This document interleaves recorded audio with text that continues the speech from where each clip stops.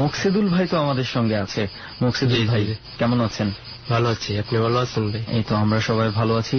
আর এই জায়গার মধ্যে আপনাকে নিয়ে আসছি আমরা, মানে আপনি কি খুব বেশি মাইন্ড করেছেন? এমন একটা জঘন্য জায়গায় নিয়ে আসছি এত রাত্রের বেলা। না, বেশি একটা মাইন্ড করে নাই, তবে কিছুটা মাইন্ড করছি, কিন্তু যত রাত্রে মনে হয় গভীর হবে এই জায়গাটায় অনেক ভয়ঙ্কর হয়ে আসতে পারে।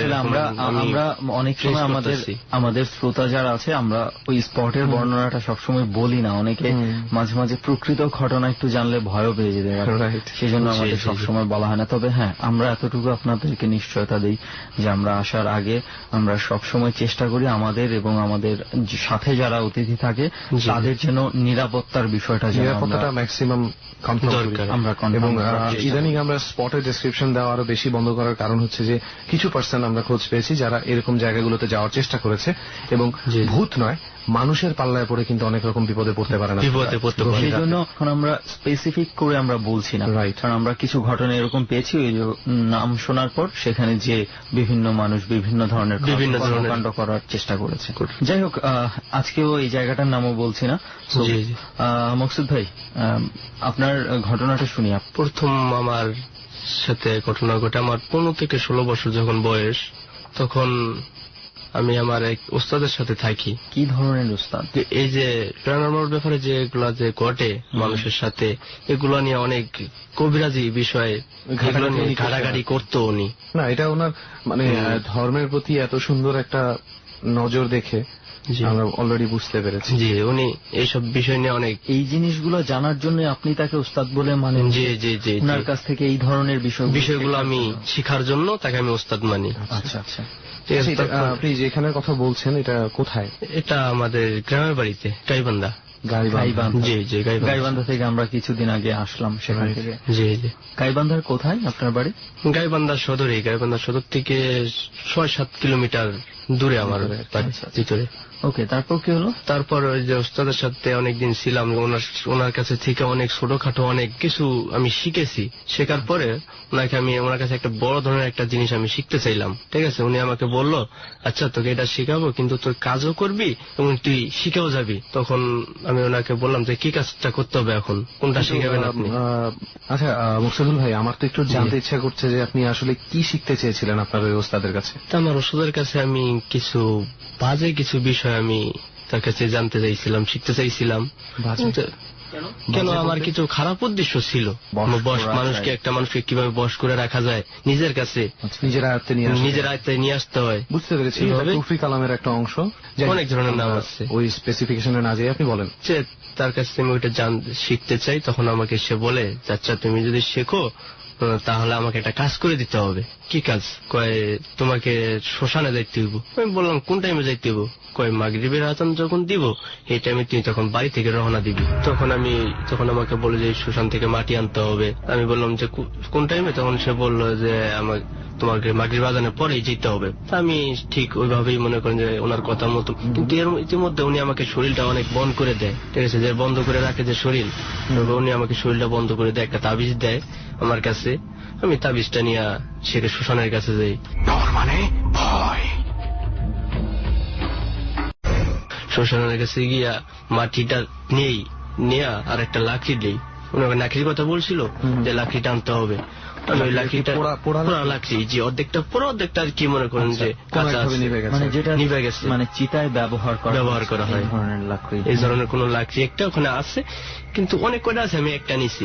আমি কিছু দূর হেঁটে আসতেছি, কিন্তু উনি আমাকে একটা কথা বলছে যে তুমি পিছের দিকে তাকাবে না কোনো সময়, পিছের দিকে তাকালে কিন্তু তোমার ক্ষতি হবে। তখন আমি ওনার কথা মতো কোনো পিছের দিকে কখনো তাকাইনি। পিছের দিকে না তাকিয়ে আমি মাটি আর লাকড়ি নিয়ে হাঁটতে শুরু করছি। কিন্তু আমি প্রায় আমার বাড়ির কাছাকাছি এসে পড়ছি, আর 2টা জমি পার হলে আমি আমার বাড়িতে যেতে পারবো। আচ্ছা, তখন ওই টাইমে যখন পুরো যেন অন্ধকার নেমে আসলো। মানে কি এর আগে কি অমাবস্যা বা চাঁদ ছিল না, বা আলো ছিল? হালকা আলো ছিল। আচ্ছা আচ্ছা আচ্ছা, ঠিক আছে। ওই আলোটা পুরোটা চতুর্দিক থেকে অন্ধকার আসতেছে।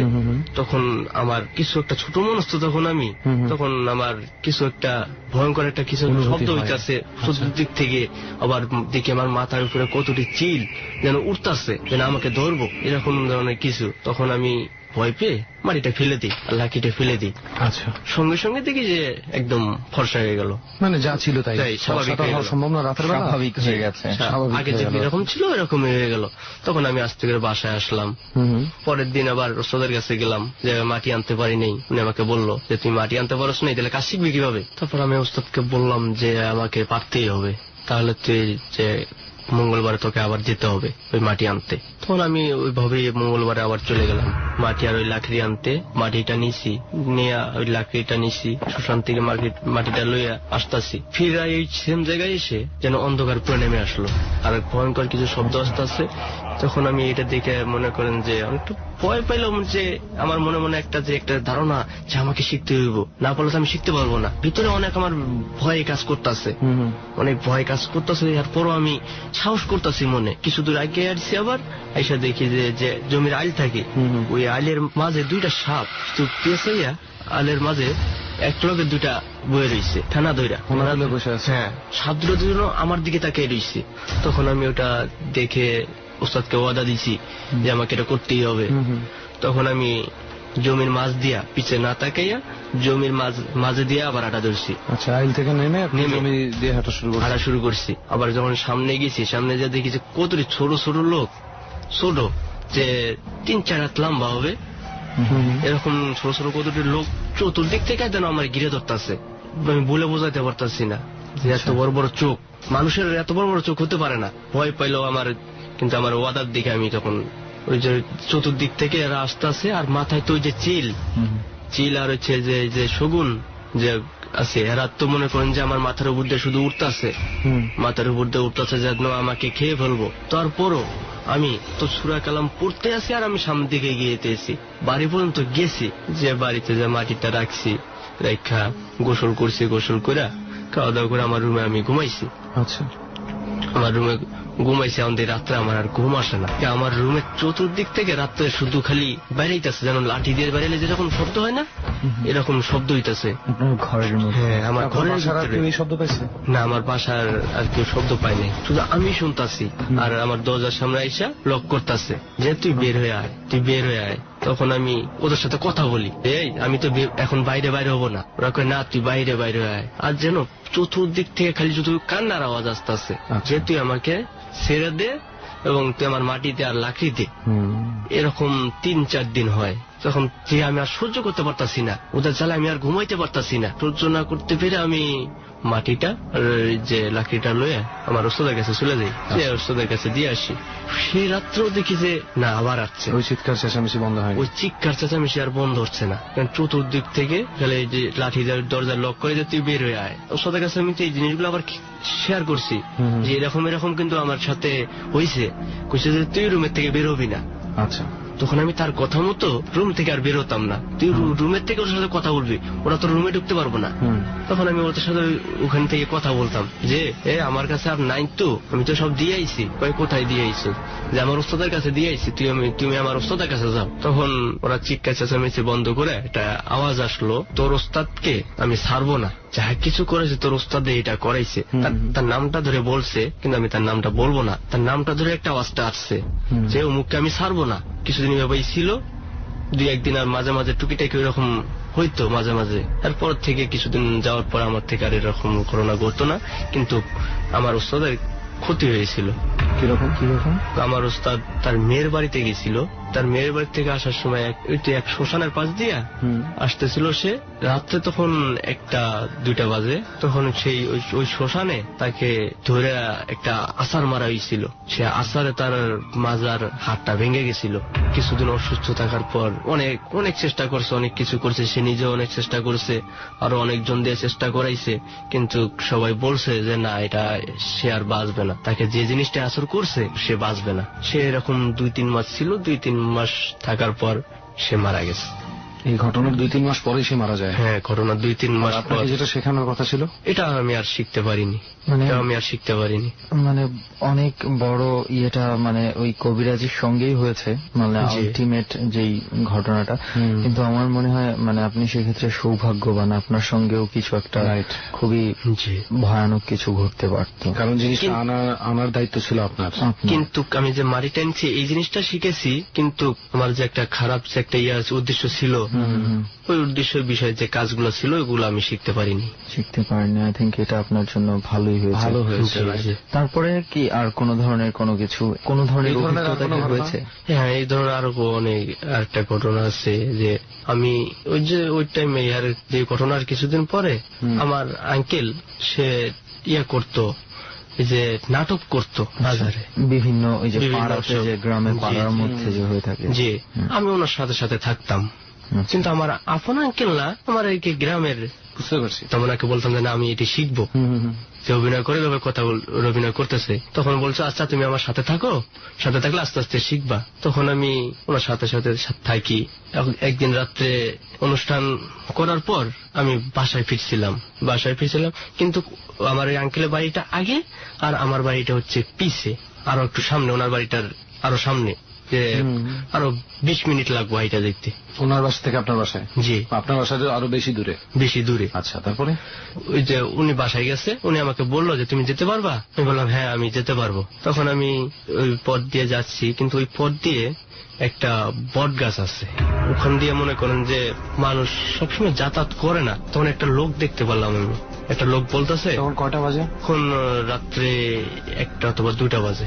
আমি যে পথে যাবো ওই পথে দেখি যে একটা লোক যাইতেছে। তখন ওনাকে আমি জিজ্ঞেস করলাম আপনি কোন দিকে যাবেন? কয় আমি এই দিক দিয়ে সোজা যাবো। আমি তো এই দিক দিয়ে যাবো। তখন বললো আচ্ছা ঠিক আছে তুমি আমার সাথে আসো। ওনার সাথে আমি যাচ্ছি, কিন্তু ওই বট গাছের নিচে দিয়ে যেতে হবে।